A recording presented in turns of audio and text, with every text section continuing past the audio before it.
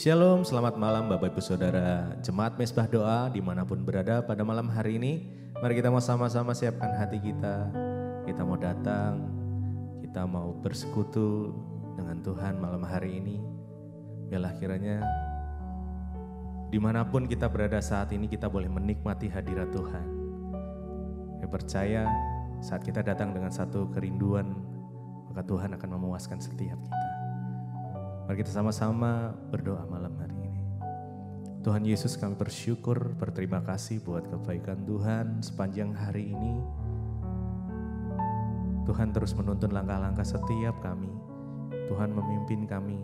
Tuhan berikan hikmat-Mu ya Tuhan atas setiap kami. Jemaat-Mu Mezbah Doa dimanapun kami berada pada malam hari ini. Terima kasih ya Tuhan buat satu kesempatan lagi untuk kami boleh datang. Menyembah-Mu ya Tuhan. Menikmati indahnya kasih-Mu, menikmati hadirat Tuhan. Karena kami percaya saat kami datang dengan satu sikap hati yang benar dan satu kerinduan, Tuhan boleh menyatakan kuasa-Nya. Terima kasih Bapak, terima kasih. Bila malam hari ini setiap kami boleh menikmati perjumpaan secara pribadi dengan Engkau. Terima kasih Tuhan Yesus. Terima kasih ya Tuhan. Mari kita sama-sama berdatang. Kita sama-sama menyembah Dia. Malam hari ini Tuhan, apapun kondisi kami, apapun keadaan kami pada malam hari ini,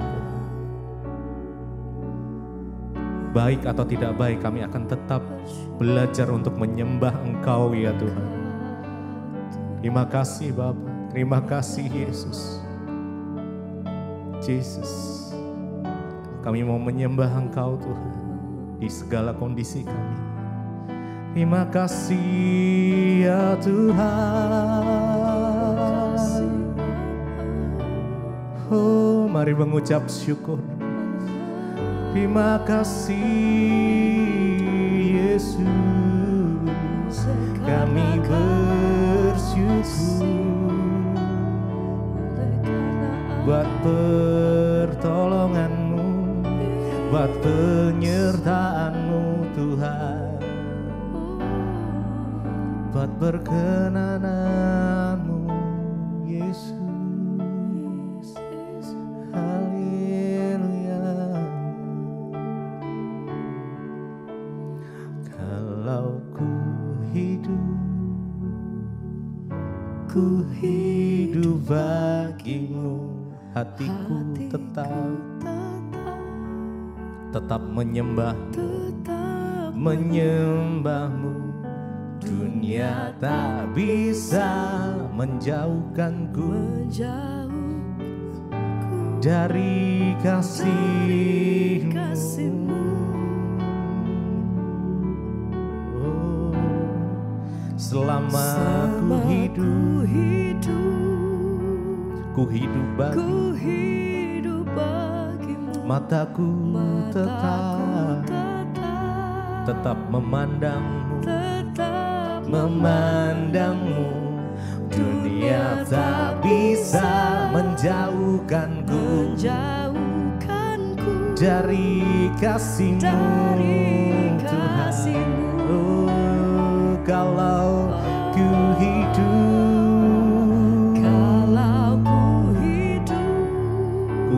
bagi-Mu, hatiku tetap menyembah-Mu. Dunia tak bisa menjauhkanku dari kasih-Mu. Selama ku hidup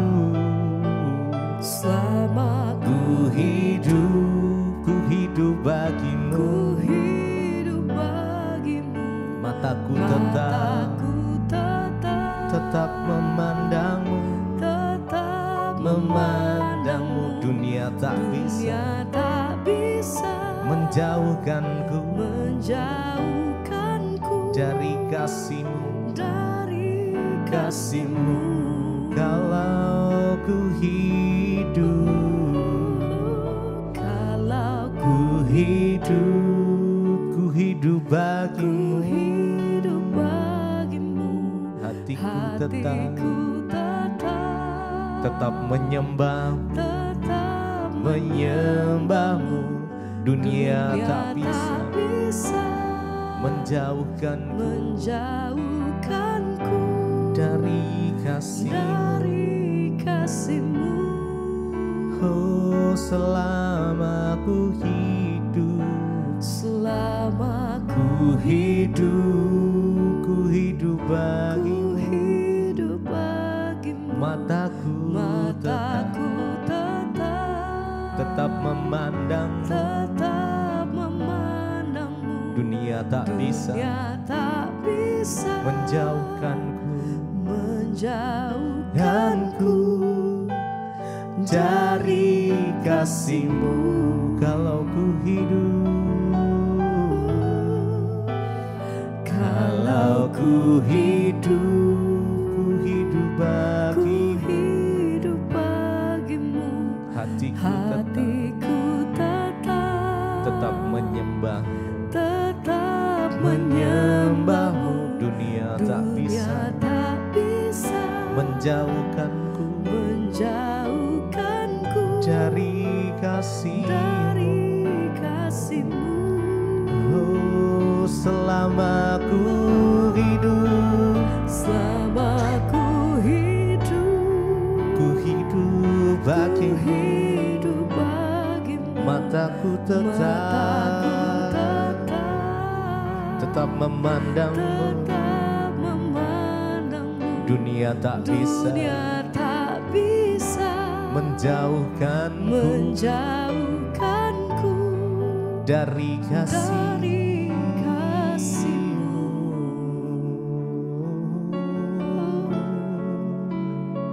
Dunia tak bisa. Kami menyembah-Mu Tuhan, kami menyembah-Mu Yesus. Oh, dunia tak bisa menjauhkanku dari-Mu Tuhan. Oh Yesus, sumber segalanya dalam hidupku, hanya Kau Tuhan. Kekuatanku hanya Yesus.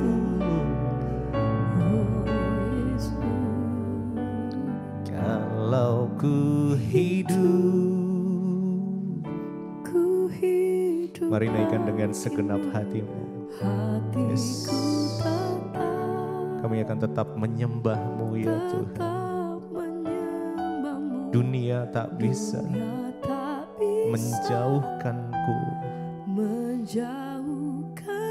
dari kasih-Mu. Jesus. Selama ku hidup,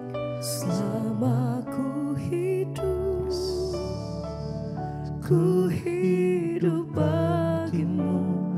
Mataku tetap memandangmu, Yesus. Dunia tak bisa menjauhkanku dari kasih-Mu. Kalau ku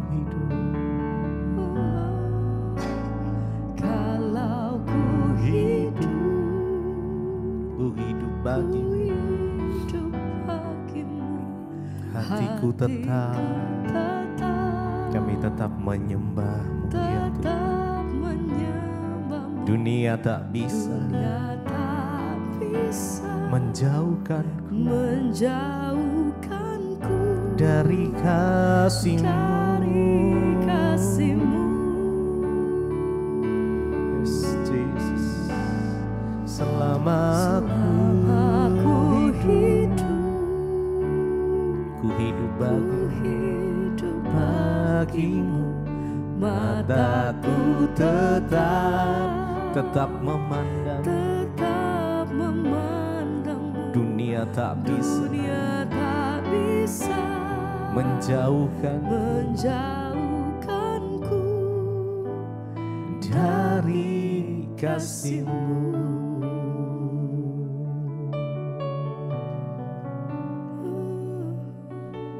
Bapa, biarlah hidup kami menggenapi firman-Mu ya Tuhan. Biar boleh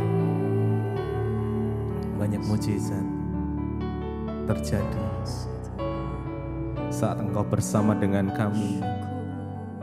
Segala yang mustahil menjadi tidak mustahil.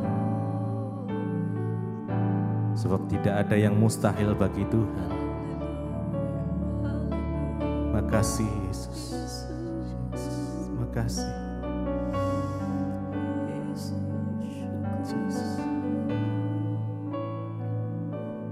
Hidupku menggenapi firman-Mu,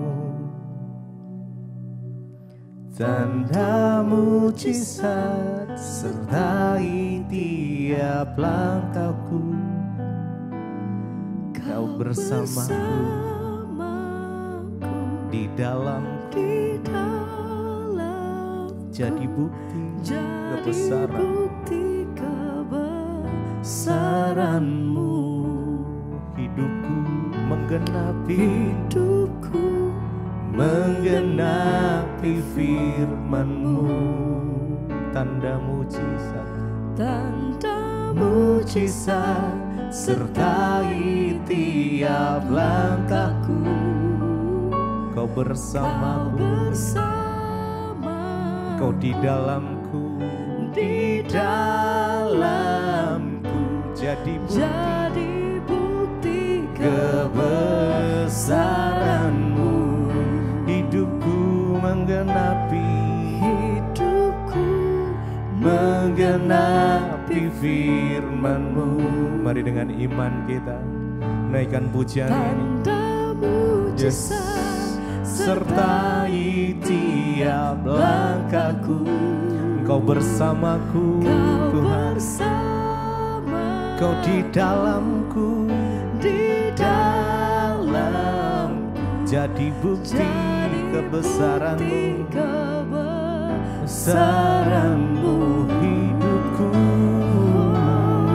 Hidupku menggenapi firman-Mu, tanda mujizat sertai tiap langkahku. Kau bersamaku, Kau di dalamku,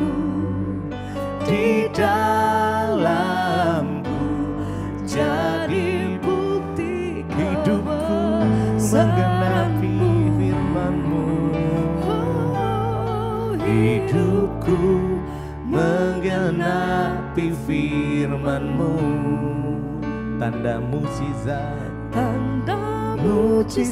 sertai tiap langkahku. Kau bersamaku di dalamku, jadi bukti kebesaran-Mu.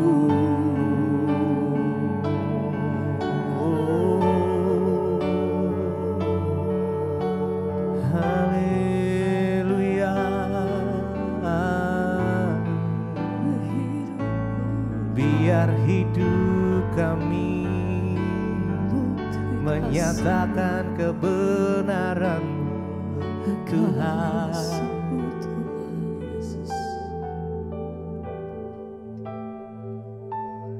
Hidupku menggenapi firman-Mu. Mari dengan segenap hati kita, tanda mujizat dengan iman kita naikkan pujian ini. Engkau bersamaku. Kami percaya Tuhan Engkau bersama dengan kami. Engkau di dalam kami. Karena kami gak perlu khawatir, kami gak perlu takut. Hidupku menggenapi hidupku menggenapi firman-Mu. Tanda mujizat sertai tiap langkahku. Amin, amin. Yes. Kau bersamaku di dalamku, jadi bukti. Mari sekali lagi dengan iman kita, hidupku menggenapi firman-Mu. Yesus, amin, amin. Tanda mujizat sertai tiap langkahku. Kau bersamaku di dalamku, jadi bukti kebesaran-Mu.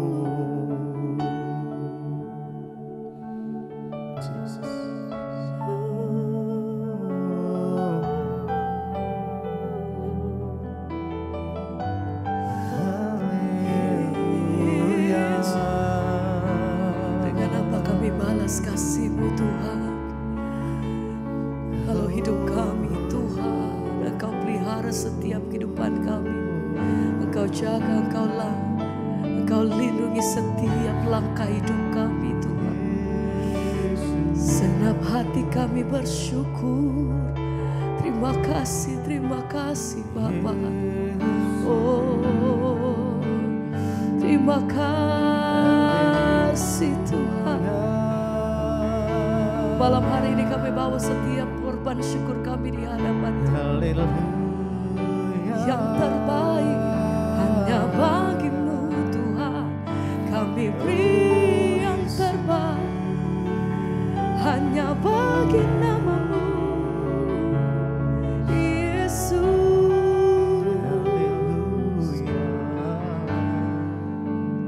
Ku berikan semua yang berharga, semua yang mulia, semua yang terbaik dari hidupku. Hanya bagi-Mu, hanyalah bagi-Mu, hanyalah untukmu, bagi kemuliaan-Mu, hanyalah bagi kemuliaan. Semua yang berharga, kami berikan yang terbaik. Semua yang mulia, kami terima apa yang terbaik daripada tangan Tuhan. Kami terima setiap kasih, anugerah-Mu yang besar, keselamatan daripada Tuhan, pengorbanan-Mu atas hidup kami. Besar kasih-Mu untukmu, hanyalah bagi kemuliaan-Mu. Kami beri yang terbaik, ku berikan semua yang berharga, semua yang mulia, semua yang terbaik Tuhan, semua yang terbaik hanya bagi-Mu dari hidupku.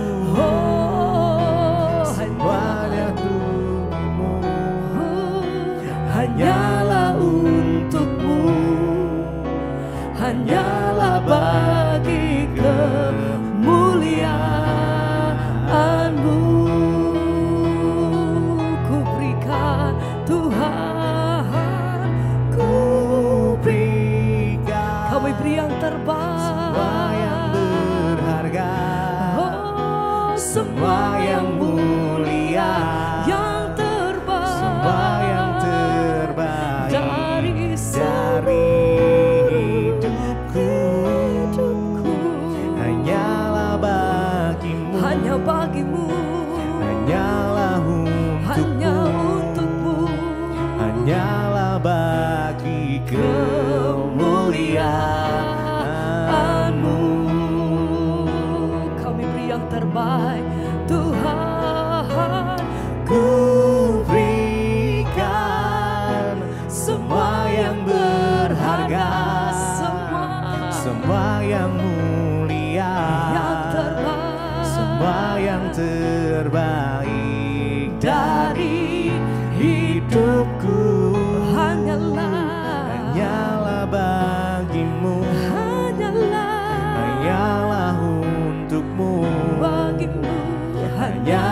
bagi kemuliaan-Mu. Buat segala pujian, hormat dan kemuliaan Kau hanya bagi tertuju hanya padamu Tuhan. Haleluya. Engkau layak terima setiap persembahan yang terbaik bagi setiap dari setiap mulut lidah bibir kami Tuhan. Engkau layak terima setiap pengagungan dari mulut lidah bibir kami. Ku berikan semua yang berharga, semua yang mulia, semua yang terbaik dari hidupku. Hanyalah bagimu, hanyalah untukmu, hanyalah bagi kemuliaan-Mu.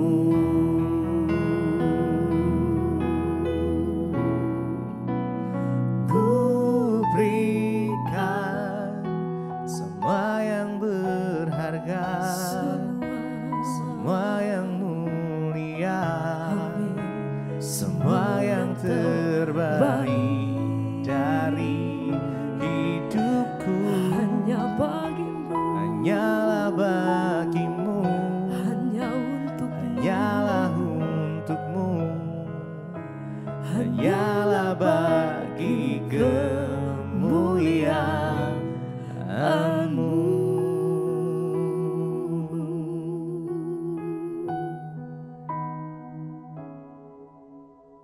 Kasih Bapa, kasih-Mu yang menyelamatkan kami. Dari Engkau juga kami belajar untuk mengasihi. Dari Tuhan juga kami belajar untuk hidup saling menghargai. Terima kasih Bapa. Terima kasih buat sore ini kami tahu hari ini Engkau yang menjadikan. Bahkan nafas hidup yang masih Tuhan berikan kami bersyukur.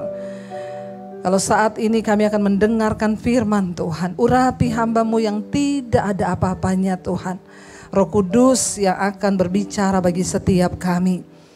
Kami buka hati bagi firman-Mu di dalam nama Tuhan Yesus. Haleluya. Sama-sama katakan amin, amin. Silakan duduk Bapak Ibu yang terkasih, shalom. Bagaimana kabarnya? Iya, hari ini tema adalah sikap, hormat dan saling mengasihi di dalam keluarga. Jadikan keluarga-keluarga yang berkemenangan di dalam Tuhan. Kenapa saudara? Karena semua diawali dari keluarga. Keluarga adalah tempat pertama kita belajar untuk mengaplikasikan firman Tuhan. Di dalam keluarga lah kita belajar untuk mengasihi, di dalam keluarga kita belajar untuk menghormati, di dalam keluarga kita belajar untuk saling melakukan firman. Kenapa saya berkata dari keluarga itu awal kita belajar melakukan firman dan mengaplikasikan firman Tuhan? Karena percuma kita di luar hebat, percuma saudara punya nama, percuma saudara menjadi pemimpin yang terkenal atau saudara memiliki kesuksesan di luar. Tapi kalau di dalam rumah tangga keluarga kita sendiri kita tidak mampu menjadi pelaku firman, maka semua itu adalah kebohongan dan kemunafikan. Katakan amin. Makanya banyak orang kadang konseling sama saya, suami saya itu Bu, kalau di luar itu kayak malaikat. Pokoknya kalau ada dia teman-temannya ketawa, dia suka traktir teman-temannya di luar, tapi kalau di rumah Bu, kayak setan. Di sini tidak ada. Amin. Ya, tidak ada yang ngaku. Ya, nggak ada di sini. Di sana banyak saudara. Ada orang-orang yang berkata begitu, tetapi hari ini kita mau belajar. Firman Tuhan terambil dari 1 Petrus pasal yang kedua ayat yang ke-17. Kita baca dulu ayat ini. 1 Petrus pasal yang kedua ayat yang ke-17. Firman Tuhan berkata demikian. Hormatilah semua orang, kasihilah saudara-saudaramu, takutlah akan Allah, hormatilah raja. Ya, kita ulangi, hormatilah semua orang, kasihilah saudara-saudaramu, takutlah akan Allah dan hormatilah raja. Ayat ini berkata, mari kita belajar menghormati semua orang. Bukan hanya menghormati pejabat, bukan hanya menghormati orang yang punya nama, tapi kita belajar menghormati semua orang. Karena semua manusia itu diciptakan Tuhan. Amin saudara. Ya, kita belajar dimanapun kita belajar. Saya ini banyak melihat orang Kristen itu yang banyak itu suka tidak hormat ya. Kemarin tuh saya itu naik pesawat lah ceritanya ya. Jadi saya, suami sama 2 anak saya. Banyak yang tanya, anaknya 1 kemana Bu? Susah banget ya, saya harus jawab satu-satu. Foto gak lengkap saja 1 ditanyain. Yang 1 lagi ujian, jadi gak bisa ikut. Ya, waktu duduk kami ini berusaha untuk mengikuti aturan. Ini salah satu contoh kita belajar menghormati ya orang lain. Saya dengan suami berdampingan duduk, anak saya 2 terpisah. Ya, tapi memang dapatnya nomor begitu, ya sudah jangan dirubah-rubah. Anak saya di belakang, yang 1 juga di belakang. Lalu di samping saya ini ada 3 orang lah, ibu sama anaknya 2. Ada mas-mas datang, tempat duduknya di samping ibu itu anaknya 2. Ribut kan, Bu itu tempat duduk saya di situ. Saya bilang, Mas daripada ribut, tempat duduk di samping suami saya ini kosong. Toh sama aja di pojok kan. Masnya duduk sini aja sama-sama ujung, itu kan ibu sama anak biarin aja. Dia sempat marah-marah karena dia pikir itu anak saya saudara. Yang 2 anak itu anak saya. Duduklah dia, tenang. Tiba-tiba anak saya yang duduk di belakang berdiri. Disuruh pindah sama satu keluarga, anak saya suruh pindah ke depan. Dek, kamu pindah ya, soalnya tante nih satu keluarga. Anak saya ini nurut banget. Dia berdiri, dia pindahlah ke depan. Saya lihat, tuh anak saya kok pindah yang kecil. Terus duduknya di antara om-om. Ya 1 om, 1 om. Saya bilang lah, saya permisi dulu ke masnya yang ini. Saya baru gini, Mas permisi ya. Dia langsung jawab saya, sudah cukup sekali ibu suruh saya pindah. Terus saya, oh oke, bilang saja kalau enggak mau. Enggak usah ngomong sudah cukup sekali. Terserah saya dong mau jawab apa. Iya terima kasih Mas. Saya bilang suami saya, Say kamu pindah ya. Kamu pindah ke depan, kasihan anak kita di antara om-om. Kamu pindah ke sana aja biar anak itu yang pindah ke sini. Suami saya berdiri, dia pindahlah ke depan. Masnya ngeliatin, anak saya datang. Dia mungkin berasa, dia langsung bilang, Bu saya minta maaf ya.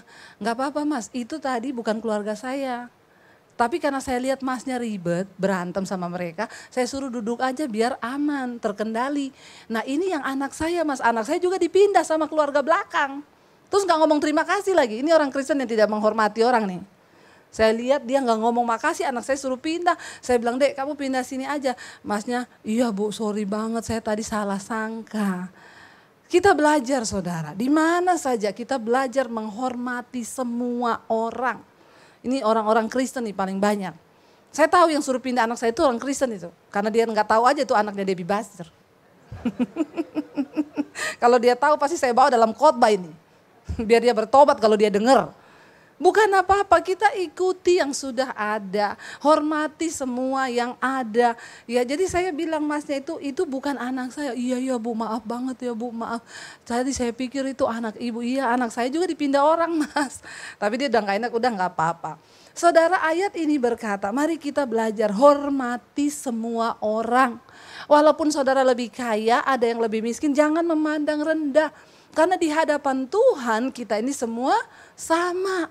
Mau sama pembantu, mau sopir, mau siapapun kita belajar untuk menghormati semua orang. Ayat ini berkata, kasihilah saudara-saudaramu. Saudara yang bagaimana Bu? Yang baik kan, walaupun jahat kasihi. Doakan kalau dia dalam kesusahan. Bantu walaupun dia jahat. Kalau kita bisa berbuat baik, berbuat baiklah. Karena itu yang Tuhan mau. Kenapa? Engkau berbuat baik itu bukan untuk orang lain, tapi untuk dirimu sendiri. Amin. Semua kebaikan yang kita tabur akan kita tuai satu saat nanti. Walaupun kita nggak menuai dari orang itu, dari tempat lain Tuhan akan memberkati kita, saudara.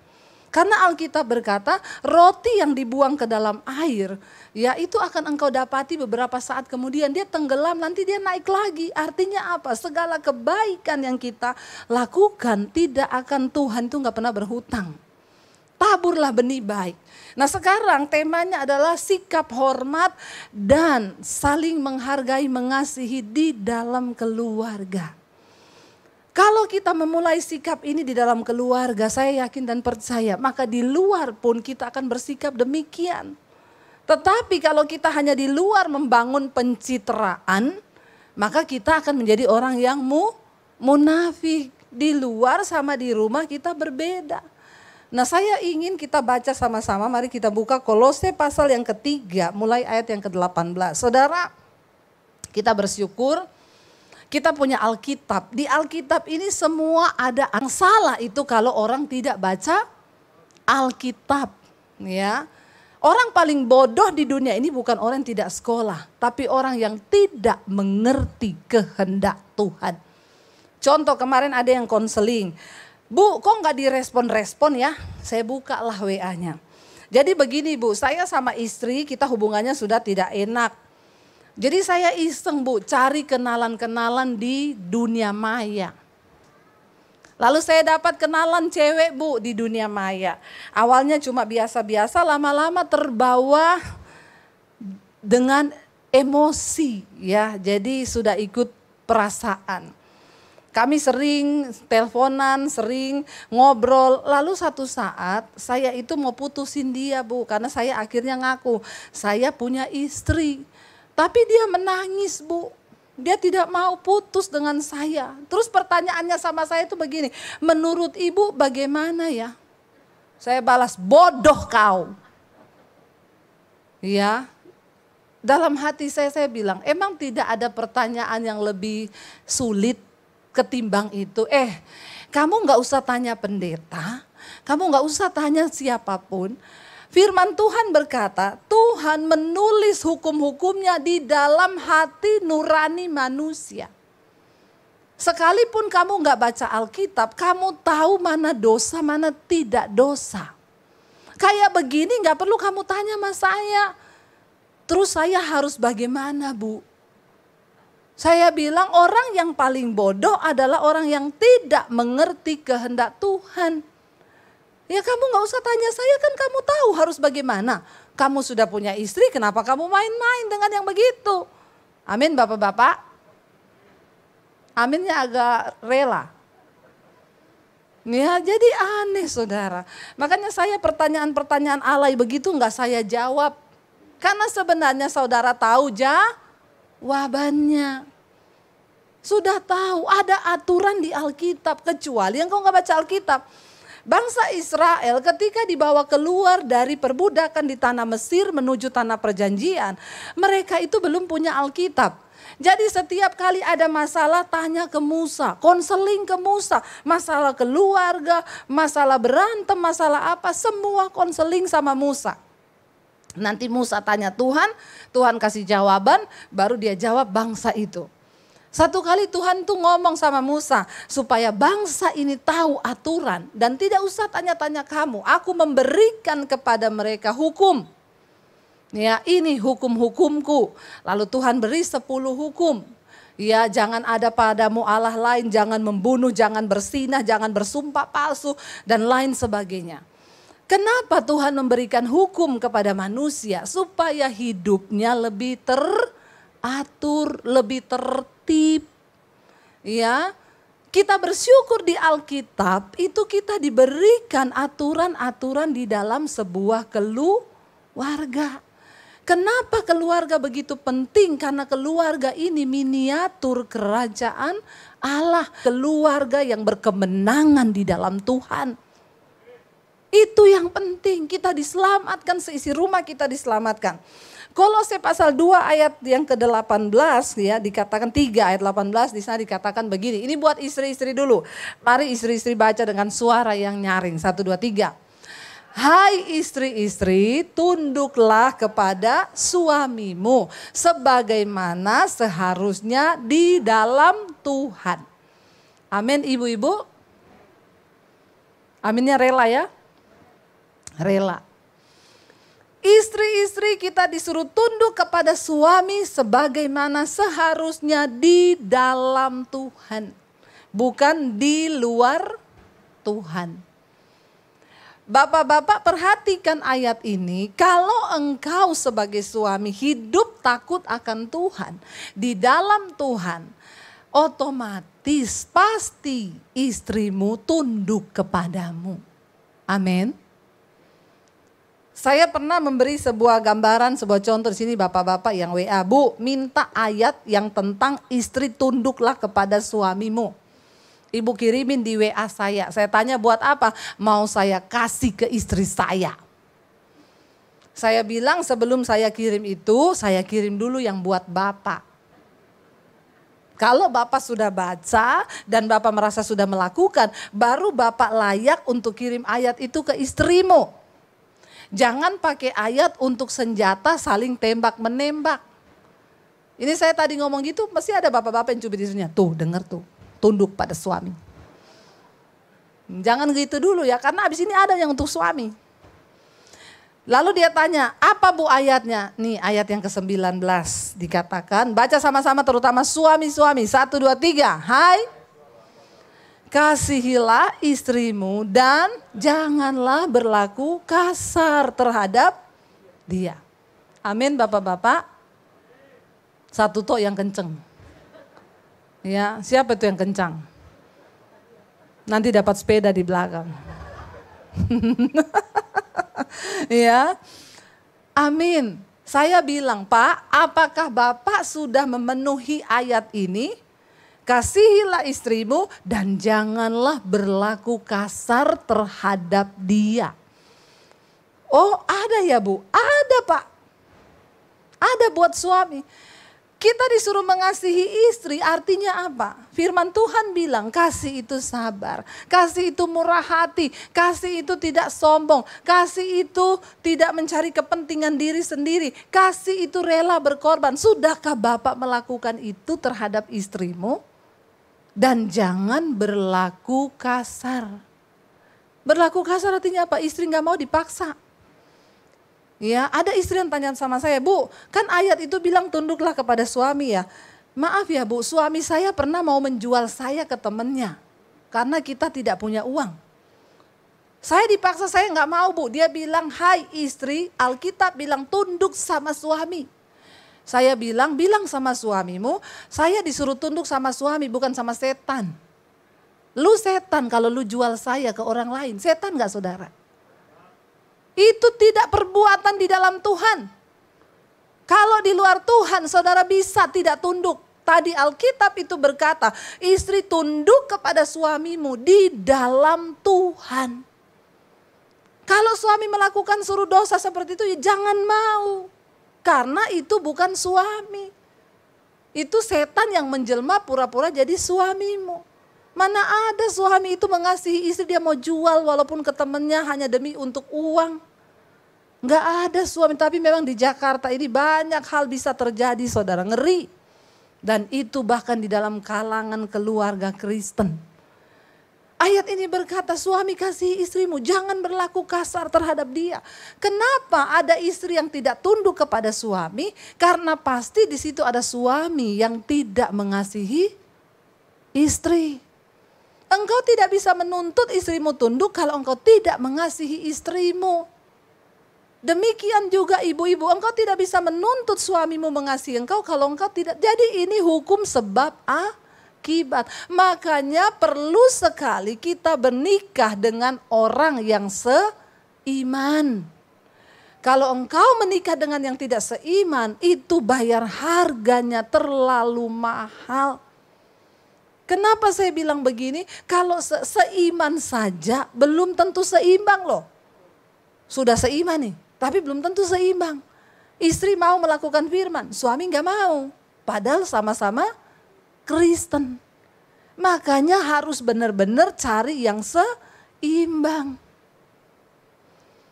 Yang muda-muda di sini, kalau engkau punya pacar, tidak suka dengan firman, gak suka dengan hal-hal yang berbau rohani, putus saja dari sekarang. Apalagi engkau suka melakukan kebenaran, tapi pacarmu gak mau putus, mending saudara bayar harga dari sekarang. Daripada nanti, ya kalau saya bilang lebih baik gak nikah sampai ya lama daripada nikah tapi salah. Ya jadi neraka saudara, pernikahan yang tidak seimbang, tidak mau menjadi pelaku firman itu sulit. Banyak orang akhirnya menyerah dan memilih untuk bercerai. Kenapa? Tidak seimbang, gak seiman. Ketika kita ini mau komitmen untuk tunduk pada firman, itu yang benar. Alkitab berkata begini saudara. Saya selalu berkata begini, orang tua. Waktu kita ini membangun rumah tangga berdua, kita berdua punya prinsip. Kita membangun rumah tangga dengan prinsip firman Tuhan. Kenapa? Karena pernikahan itu seperti sebuah kapal. Nakodanya siapa? Suami dan istri yang harus bekerja sama. Karena nakoda itu gak bisa sendiri. Dia bisa setir sendiri, tapi buang jangkar, untuk gulung tali dia perlu orang lain. Demikian suami istri membawa kapal ini untuk terselamatkan. Itu tanggung jawab suami istri. Jangan pernah melibatkan mertua atau orang tua di dalam rumah tanggamu. Saya banyak menemukan orang bercerai. Kenapa? Karena orang tuanya ikut terlibat. Bertobat saudara, sebagai orang tua kita hanya bisa mendoakan anak-anak kita, menantu kita untuk kamu pilih jalan yang terbaik. Kalau sudah itu jalanmu yang terbaik silakan kamu jalani. Mama berdoa rumah tanggamu diberkati Tuhan. Kemarin ada yang konseling, Bu suami saya selingkuh. Dan parahnya mertua saya menyetujui perselingkuhannya. Karena mamanya menyuruh saya bercerai. Anaknya suruh gugat saya cerai di pengadilan. Kata mamahnya yang ini lebih baik sering ngasih mama uang. Ini mertua mata duitan. Bisa disogok pakai duit. Kenapa? Karena menurut dia yang baik itu cuma yang kasih uang. Lalu akhirnya dia mendukung perceraian anaknya. Makanya saya selalu bilang sebagai suami, engkau juga jangan bawa-bawa makmu dalam pernikahanmu. Apalagi ngomong ke istrinya, mama saya tuh ngomong loh, kamu itu harusnya begini. Kenapa Alkitab berkata orang menikah itu meninggalkan ayahnya dan ibunya menjadi satu dengan pasangannya? Artinya apa? Kalau ada nilai yang baik dari orang tua kita ambil itu. Tapi orang tua tidak boleh masuk mencampuri rumah tangga anak-anaknya. Itu yang bikin kacau. Ya, saya dan suami punya prinsip.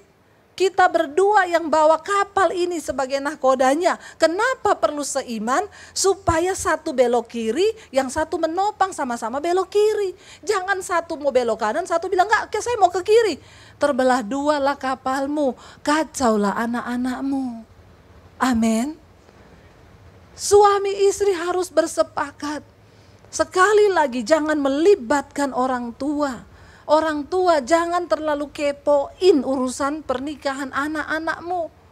Biarkan anak-anakmu menjalani itu. Mereka menjadi dewasa, kita cukup berdoa. Karena namanya orang tua pasti cenderung membela anaknya. Nggak mungkin dia bela mantunya. Kecuali itu tadi mantu suka kasih. Ya, bertobat ya. Kita percaya saudara, kalau kita mau sungguh-sungguh cari Tuhan, maka Tuhan itu sanggup memberkati. Asal suami istri kuat, saling menghormati, saling mengasihi. Ya, dan kita belajar saudara. Maka Alkitab bilang, lakukan segala sesuatu seolah-olah untuk Tuhan dan bukan untuk manusia. Di dalam rumah tangga itu tadi saya bilang, saya setiap hari melayani suami saya.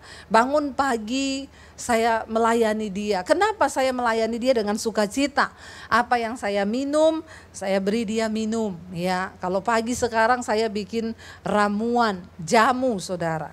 Ya, jahe, kunyit, serai, semua diiris seduh air panas. Dikasih jeruk sama madu. Itu bagus untuk mencuci pencernaan kita. Ya, saya bikinin suami saya yang menyehatkan saya, yang terbaik bagi saya berikan itu buat suami saya. Apa yang saya makan, dia juga makan. Kenapa begitu? Karena ada suami yang mengasihi istri yang tidak berlaku kasar kepada istrinya.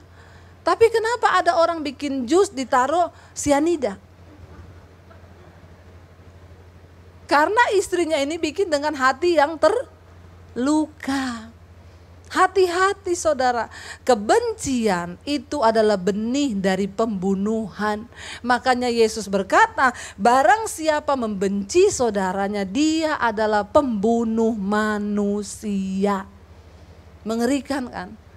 Di dalam rumah tangga kalau suami istri mau melakukan firman, saya yakin rumah tangga kita menjadi rumah tangga yang diberkati Tuhan.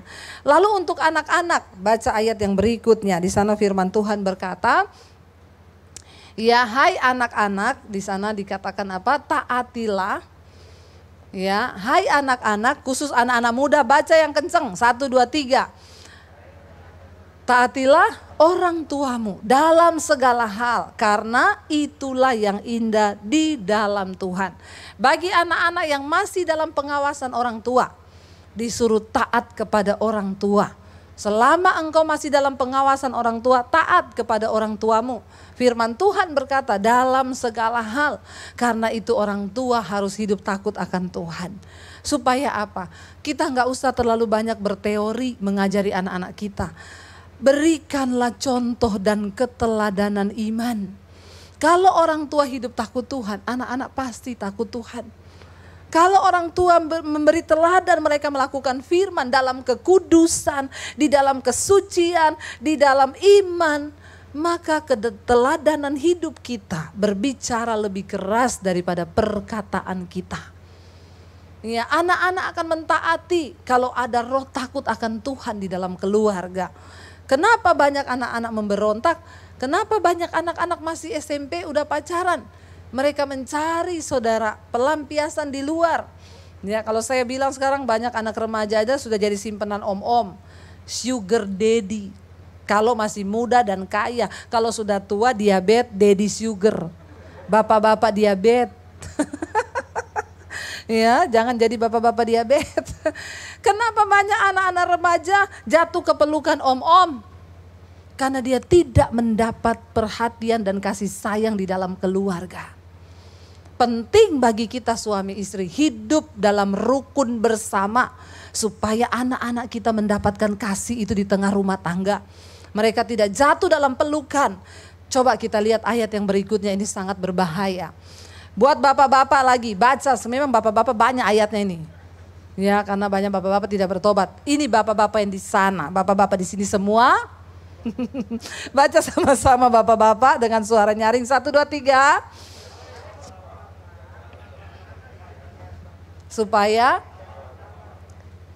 Supaya jangan tawar hatinya. Bapak-bapak jangan sakiti hati anakmu supaya jangan tawar hatinya. Saya pernah dengan suami saya membahas ayat ini, kata suami saya gini, kenapa bukan ibu-ibu ya? Kenapa bapak-bapak jangan sakiti hati anakmu? Saya bilang mungkin karena ibu-ibu itu yang mengandung anak. 9 bulan ada di kandungan, kita satu emosi, satu perasaan. Anak itu mengambil kalsium dari ibunya, pembentukan tulang, semua itu dari ibu. Jadi saudara, ibu walaupun dia marah semarah-marahnya kepada anak, jarang ada anak kepahitan sama ibu. Itu ada ikatan batin. Tapi anak kepahitan sama bapak itu banyak. Kenapa? Karena bapak itu tidak merasakan bagaimana susahnya mengandung seorang anak. Ya, jadi saudara, ketika bapak-bapak menyakiti hati anak, contoh apa?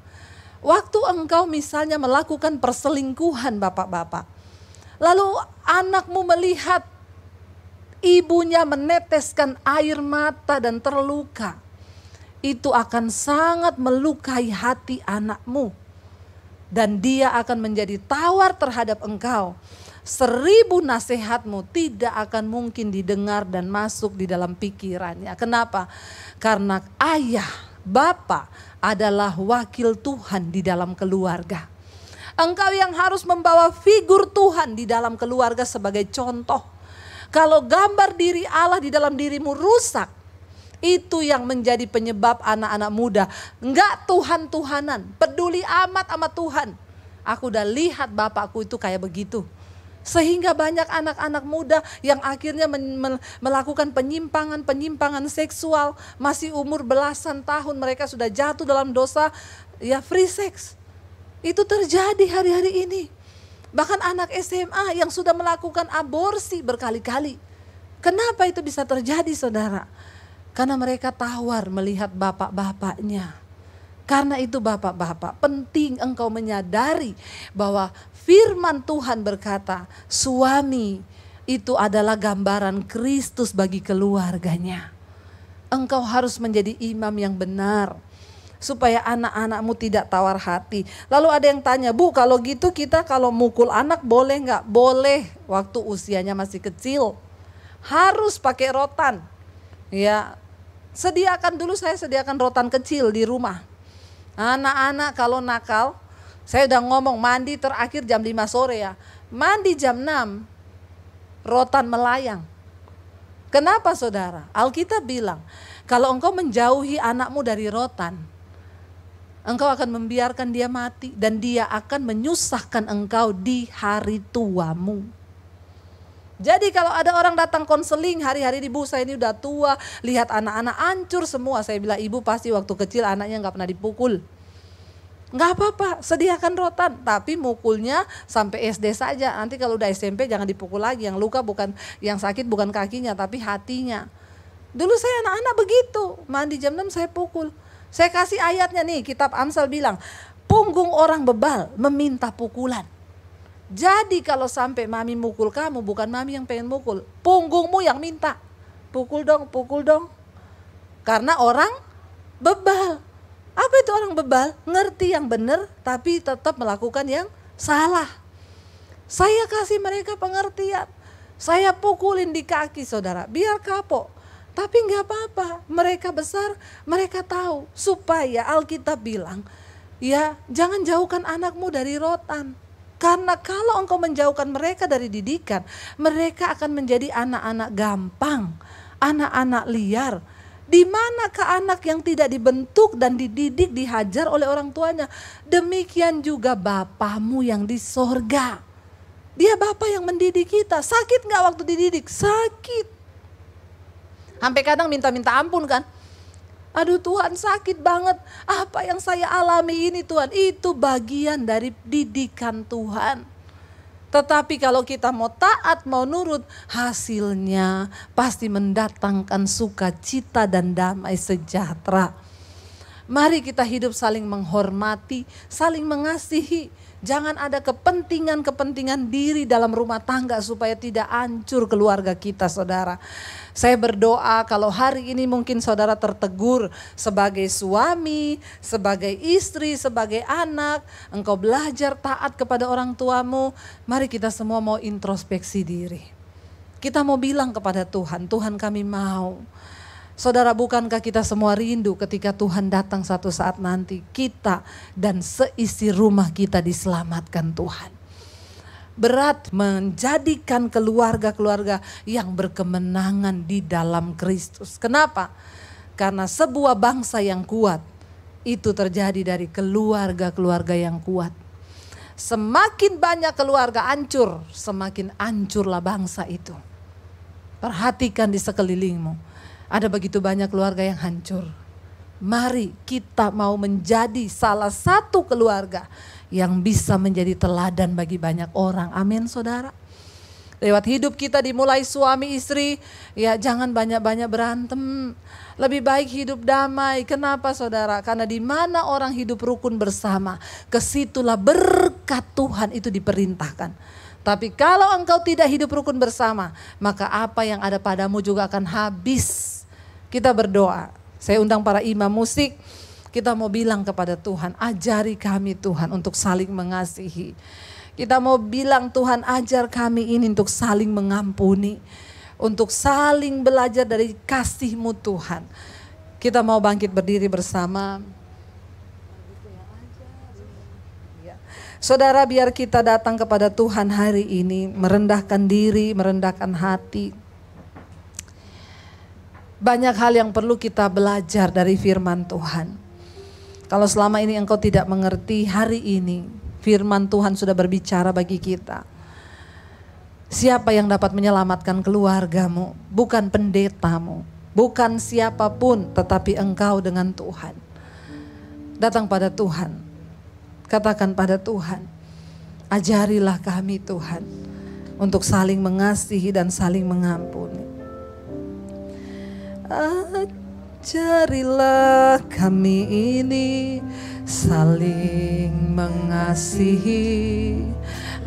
Ajarilah kami ini saling mengampuni. Ajarilah kami ini kasih-Mu ya Tuhan, kasih-Mu kudus tiada batasnya. Lebih lagi saudara katakan, ajarilah kami ini saling mengasihi. Ajari kami Tuhan, amin, saling mengampuni. Ajarilah kami ini kasih-Mu ya Tuhan, kasih-Mu kudus tiada batasnya. Ajari kami, ajarilah kami, amin Tuhan. Ajar kami untuk saling mengasihi. Ajar kami Tuhan untuk saling mengampuni di dalam hidup kami. Amin, amin. Kasih-Mu ya Tuhan, kasih-Mu kudus tiada batasnya. Biar musik saja lakukan pujian ini. Mari suami istri bergandengan tangan. Kita datang dalam hadirat Tuhan hari ini. Katakan, Tuhan ajar kami. Kami mau mulai dari keluarga kami sendiri. Suami istri. Saudara datang, kakak beradik, boleh bergandengan tangan hari ini. Ajar kami Tuhan untuk melakukan firman-Mu. Saling menghormati dan mengasihi. Datang pada Tuhan sebagai suami, katakan, aku tahu sekarang bahwa aku dipercaya akan mewakili Tuhan di tengah keluargaku. Mampukan aku Tuhan sebagai suami untuk menjadi imam yang benar, membawa istri dan anak-anak untuk takut akan Tuhan. Sebagai istri, jadikan kami penolong Tuhan. Sebagai anak-anak, jadikan kami anak-anak yang taat, hidup takut dan menghormati Tuhan. Saling mengasihi dengan saudara bersaudara. Kami tahu Tuhan masih memberikan kami waktu hidup di dunia ini. Ini adalah kesempatan untuk kami terus membenahi diri Tuhan, menjadi semakin berkenan di hadapan Tuhan. Ampuni juga kalau kami sebagai orang tua selama ini tidak bisa menjadi teladan bagi anak-anak kami. Tuhan, kami berdoa, perbaiki dan pulihkan rumah tangga kami. Pulihkan anak-anak kami Tuhan. Engkau sanggup melakukannya. Ketika kami bertobat dan mau kembali kepada jalan-jalan-Mu. Hari ini kalau ada anak-anak yang hatinya sudah menjadi tawar terhadap orang tua, hamba berdoa, Tuhan Engkau peluk dengan kasih-Mu Bapa.